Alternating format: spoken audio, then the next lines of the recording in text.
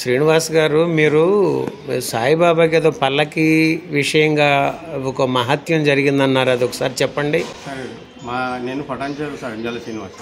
నేను బాబాకు ఊరేగింపు పల్లెకి లేకుండే పల్లెకి చేపిస్తా అని చెప్పి ఆ పల్లె గురించి ఒక కార్పెంటర్ నార్సీపురంలో నాకు ఫ్రెండ్ తెలిసిన ఆయన ఆయన అడిగిన పోయి ఆయన ఇట్లా పల్లెకి చేయాలన్నా తెల్లపూర్లో చూద్దాము, తెల్లపూర్ సాయిబాబా టెంపుల్లో ఉంది, ఆ టైం చేద్దామన్నా అన్న. సరే, ఆయన వచ్చింది సార్, తెల్లపూర్ సాయిబాబా టెంపుల్లో చూస్తుంటే పటాన్చేరు సాయిబాబా టెంపుల్ కావాలి నందీశ్వరవాడి ఇంటి దగ్గర మీరు చూడండి అంటే చూసిండు. అంత డిజైన్ తీసుకుంటూ ఏమన్నా డబ్బులు తీసుకొని అడ్వాన్స్ అంటే ఒక 1000 రూపాయలు ఇవ్వను అన్నాడు. 1000 రూపాయలు ఇచ్చిన. సార్ మిగిలిన పైసలు ఎప్పుడు ఇవ్వాలి, వీళ్ళు ఎంత అవుతుంది అంటే 30,000 వరకు అవుతుంది అన్నాడు. సరే, మంచి టేక్ తీసుకొని మంచి టేక్ చేస్తా అన్న, నేను 30 కన్నా ఎక్కువ అవుతుంది, 30,000 వరకు చేస్తా అని చెప్పిండు. సరే, నేను డబ్బులు ఎప్పుడు తీసుకుంటావు మళ్ళీ ఎప్పుడంటే వారం తర్వాత ఇవ్వన్నాడు. వారం తర్వాత పోయి అడిగితే ఇప్పుడు వద్దన్నా తర్వాత తీసుకున్న పనులు లేరు, వీలు కాలేదు, చేపియలేదు, ఇంకా చేపిస్తా తర్వాత అని అన్నాడు. ఆ డిజైన్ అంతా రాసి పెట్టుకుంటూ అట్లా 2-3 సార్లు అయినా 2 నెలలు 3 నెలలు ఏం చెప్పట్లేదు. గురుపౌర్ణం దగ్గరకు వస్తుంది, మళ్ళీ ఇవ్వాలి ఏంది అని అంటే అన్న నిన్నే పల్లెకి పంపించిన అని చెప్పిండు 3 రోజుల ముందు గురుపౌర్ణమికి.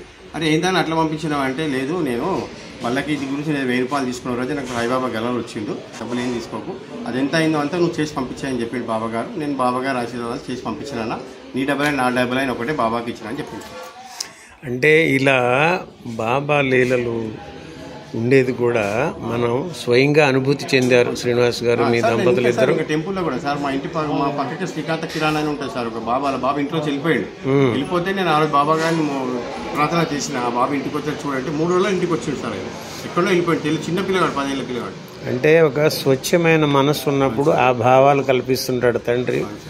అంటే శుద్ధమైన నీరునే తాగుతాం, నలకలు ఉన్న నీరుని తాగం కదా, ఫిల్టర్ చేయాలి. అన్నింటికి మించి ఏంటంటే ఆ పల్లకీకి పైసా తీసుకోకుండా శ్రీనివాస్కి అడిగినందుకు ఆ 1000 చాలు, ఇంకా తీసుకోకు, నువ్వు అక్కడ సమర్పించుకో అని ఆ బాబా చెప్పడం అనేది మీ కోరికను మన్నించి మీ ద్వారా చేయించుకున్నాడని మీరు అనుభూతి చెందుతున్నారు.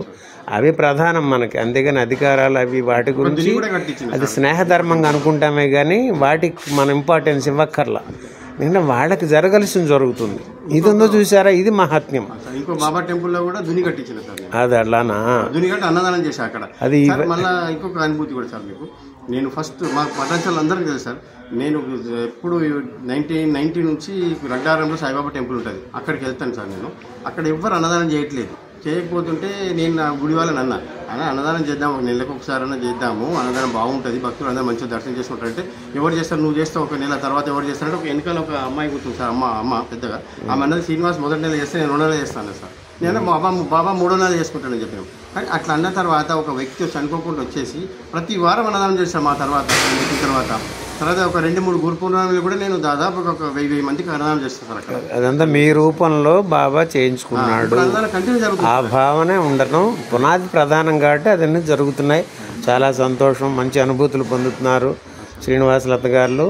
ఆనందం. అరుణాచల శివ. ఈ వీడియో నచ్చితే లైక్ చేయండి, మీ ఆత్మబంధువులకు షేర్ చేయండి, మరిన్ని వీడియోల కోసం సబ్స్క్రైబ్ కూడా చేయండి.